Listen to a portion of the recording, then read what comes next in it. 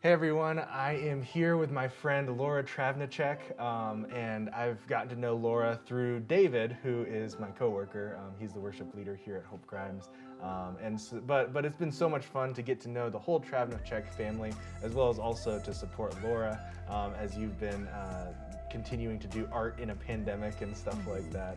And so that's been so cool to see a number of your shows in a few different places and stuff like that.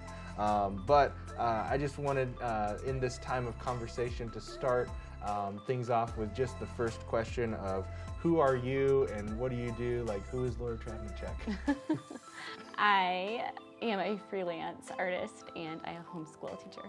Cool, yeah.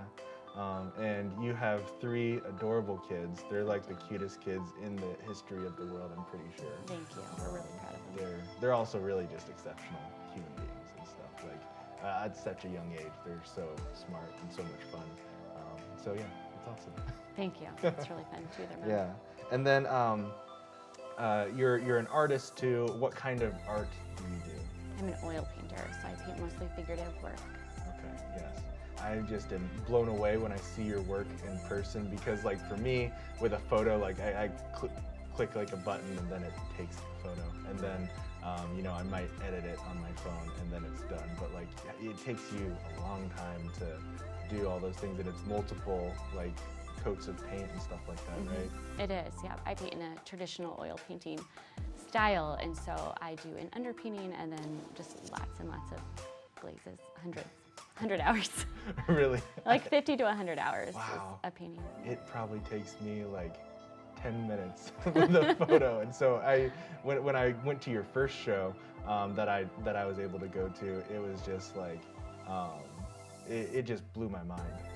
As well as also not just the patience and endurance, but also the skill that it takes too, because it's like, things like faces, I was never good at with artists, but your faces look like human beings. Oh, that's good. So like, That's good. not like Mr. Potato Heads like I did, or like stuff like hands and stuff. It's just, but then like that's just the facial features, but there's all kinds of details. So if you haven't, you need to check out her work, but we'll get to that later. Thank you. This series is for Asian American and Pacific Islander Heritage Month, and you have some Japanese heritage in your family, correct?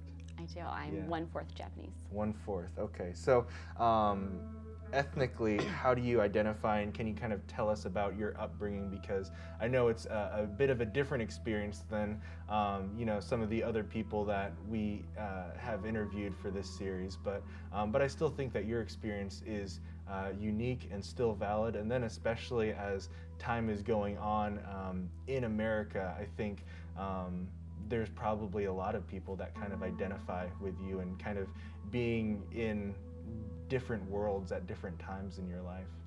Yeah, when I was little, I'd say I identified as Japanese American, and then when I went to college and saw more diversity, I think I definitely switched it and was more like white Asian. So I grew up in a really small town where we were probably the only Asian family in my town, and so we were really close to my grandparents, and so my grandma would come to my Girl Scout troop meetings and she'd make origami animals, and I remember one time she made so many that they like spread out from like one end of the gym to the other end of the gym, and I took them all home and like hung them in my hallway because I was so proud of them. Yeah. She came when I was in kindergarten and put a kimono on my kindergarten teacher, so that was really fun. So we had lots of experiences like that growing up. That's really awesome. That's so cool that you were able to experience those things, as well as also I think it's just, maybe this is the youth director in me coming out, but I love the intergenerational relationships and stuff like that too. And so I think that's just really awesome and special that you were able to share in those moments with your grandmother and to celebrate those things. My next question is, was there a moment in your life where you first realized that you were Asian, or was there a moment where you didn't feel Asian? Because I know, like we've talked about, your story's a little bit different than somebody like mine, where I really do look Asian and stuff like that. But some people may not know that that's part of your heritage, and then some people may see you as that. Yeah. I knew that I was Asian from early on because we spent so much time with my grandma, and my mom is half Japanese, and my sisters have darker hair. I just look more like my dad with my brown hair. And so I think spending lots of time with my grandma, I knew that I was Asian, and I wished that I had darker hair and looked more like my sisters. So then we lived in a really small town, and I was Asian in my class of 50 students, and I remember one boy in middle school was suspended for calling me a commie Jap, and I didn't know what that meant then, but but we go to my grandma's house, my dad's mom's house, and she's Scottish and German and Welsh, and I think I fit in there, but then we'd go to my mom's house, and I fit in there too. Yeah, absolutely. And so I loved hearing about the ways in which, with your grandmother, you were able to connect with your Asian heritage and things like that. Are there ways in which you still find that connection?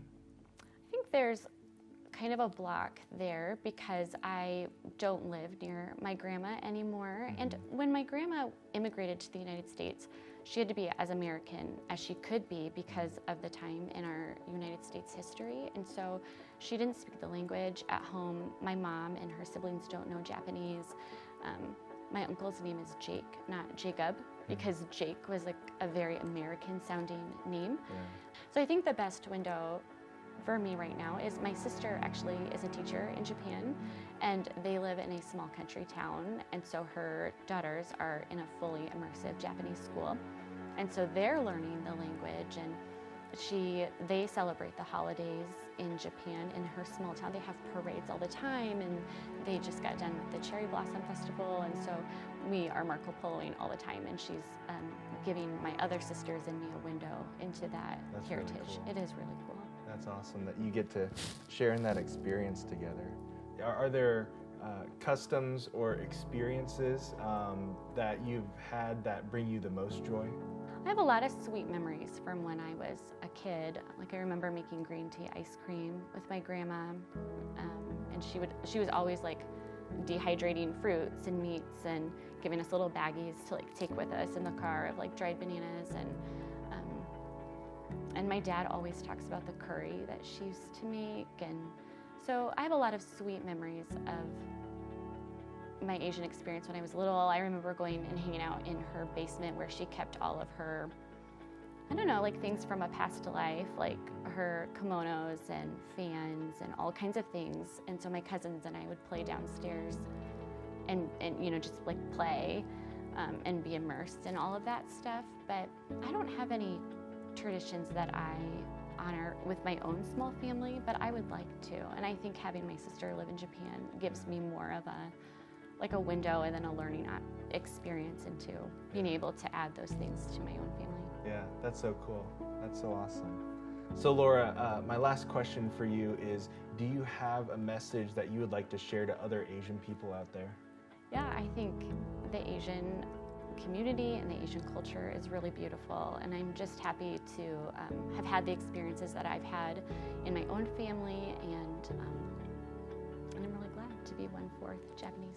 Yeah. Well, thank you so much for being here and having this conversation with me, and to be able to share it with other people too. Where can people follow you and see more of your artwork and things like that? Sure. On Instagram, I'm just Laura Travnicek, and my website is lauratravnicek.com. All right, awesome. So you should definitely go check her out, check out her work. It's incredible. But thank you so much, Laura, for being here and being here for this conversation. Thank you, Matt.